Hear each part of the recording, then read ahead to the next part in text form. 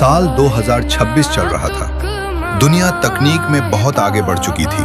लोग mobile, AI और virtual दुनिया में खोए रहते थे, लेकिन बहुत कम लोग थे जो दीन की तरफ ध्यान दे रहे थे। दिल्ली में रहने वाला 17 साल का अयान अपने दादा से अक्सर इस्लामिक बातें सुना करता था। एक दिन उसके दादा ने कहा, बेटा, एक समय आएगा जब दज्जाल आएगा।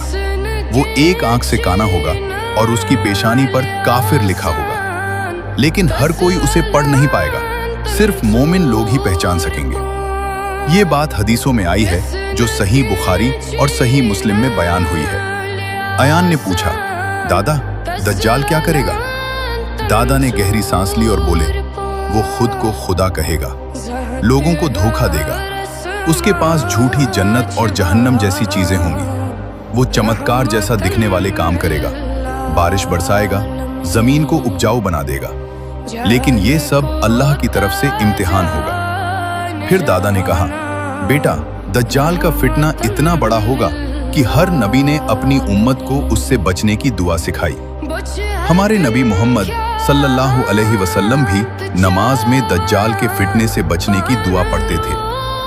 अयान सोच में पड़ गया। उसने पूछा, तो हम कैसे बचेंगे? दादा मुस्कुराए, जो लोग ईमान पर मजबूत रहेंगे, जो कुरान की पहली 10 आयतें सूरह कहफ की याद रखेंगे, वे सुरक्षित रहेंगे। ये बात भी हदीस में आई है कि सूरह अल कहफ की शुरुआत की आयतें दज्जाल के फिटने से हिफाजत का जरिया बनेंगी। कुछ महीनों बाद सोशल मीडिया पर अजीब खबरें फैलने लगीं। एक ऐसा शख्स सामने आया जो लोगों को चमत्कार दिखा रहा था। लोग उसे मसीहा कहने लगे। पूरी दुनिया में हलचल मच गई। लेकिन अयान ने दादा की बात याद रखी। उसने हर जुमे को सूरह कहफ पढ़ना शुरू कर दिया। उसने नमाज की पाबंदी की और दज्जाल के फिटने से पनाह मांगने लगा। दादा ने आखिरी बात कही, याद रखो बेटा, दज्जाल का असली मकसद लोगों के ईमान की परीक्षा लेना होगा, लेकिन अंत में अल्लाह की मदद आएगी। जब हजरत ईसा अलैहिस्सलाम वापस आएंगे तो वे दज्जाल को खत्म कर देंगे। ये घटना भी हदीसों में बयान हुई है।